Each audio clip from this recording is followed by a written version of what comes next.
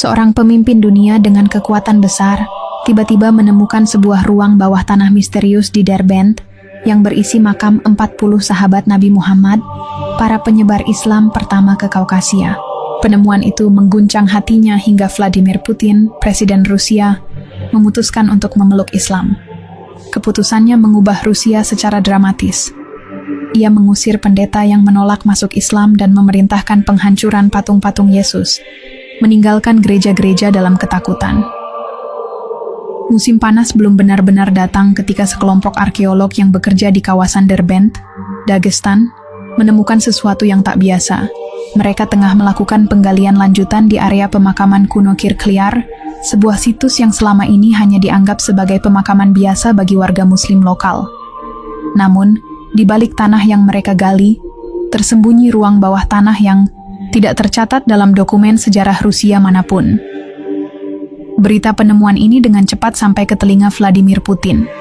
Ia menerima laporan intelijen yang menyebutkan bahwa para peneliti menduga tempat itu bukan sekadar kuburan, melainkan makam kuno yang sangat dihormati. Berdasarkan cerita dari warga sekitar, makam-makam itu adalah tempat peristirahatan para sahabat Nabi Muhammad yang datang ke wilayah Kaukasia untuk menyebarkan Islam berabad-abad lalu. Jumlahnya diduga 40 orang. Putin awalnya bersikap biasa saja.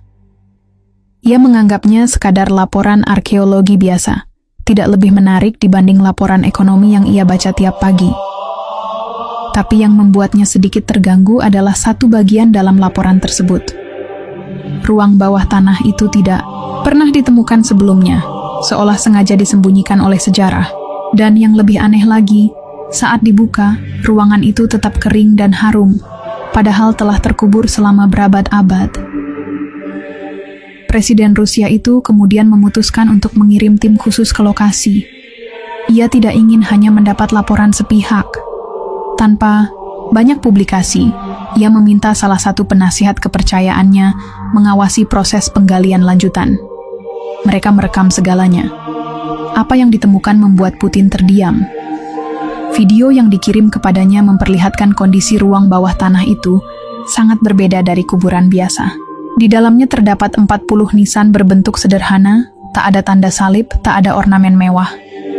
Di sisi lain ruangan terdapat ukiran kaligrafi dalam bahasa Arab yang tertulis sangat rapi di dinding batu. Saat diterjemahkan oleh pakar bahasa dari universitas setempat, kalimat itu ternyata adalah doa yang biasa dibacakan untuk para syuhada. Kalimatnya sangat jelas, seolah baru ditulis beberapa tahun lalu. Padahal usia ruang itu diperkirakan lebih dari 1400 tahun. Hal ini menggugah rasa ingin tahu Putin lebih dalam. Ia mulai membaca lebih banyak laporan tentang para sahabat Nabi yang dulu berdakwah ke wilayah Kaukasia. Ia mendapati nama-nama seperti Salman Al-Farisi dan beberapa sahabat lain yang menurut catatan Arab pernah dikirim ke wilayah utara untuk menyebarkan Islam di tengah masyarakat berbahasa Persia dan Kaukasia. Putin tahu bahwa kawasan Dagestan dan Chechnya adalah wilayah yang mayoritas penduduknya Muslim, tetapi ia tidak pernah menyangka bahwa ajaran Islam telah ada di sana sejak zaman sahabat Nabi. Ia menganggap Islam di Rusia adalah bagian dari pengaruh Ottoman dan bangsa Tatar. Namun bukti ini membalik semuanya. Beberapa hari kemudian, ia kembali menerima laporan tambahan. Salah satu arkeolog mengatakan bahwa ketika ia memasuki ruangan tersebut, ia merasakan hawa yang tidak bisa dijelaskan dengan logika. Ia merasa seperti sedang diawasi, tetapi bukan dengan rasa takut, melainkan rasa sejuk dan damai. Hal ini membuat Putin semakin penasaran. Ia lalu memutuskan untuk melihat langsung tempat itu. Tidak ada pengumuman resmi. Ia hanya ditemani pengawal pribadinya dan beberapa ahli sejarah. Perjalanan menuju Derbent ditempuh dalam waktu beberapa jam menggunakan helikopter khusus. Setibanya di sana, rombongan langsung menuju situs penggalian yang telah dijaga ketat. Putin memasuki ruangan itu dengan langkah pelan. Ia berdiri lama di depan salah satu makam. Tidak ada suara, tidak ada yang berani berbicara. Ia hanya memandangi batu nisan yang sederhana itu. Di dalam ruangan itu, suasana hening terasa seperti melingkupi hati semua yang hadir.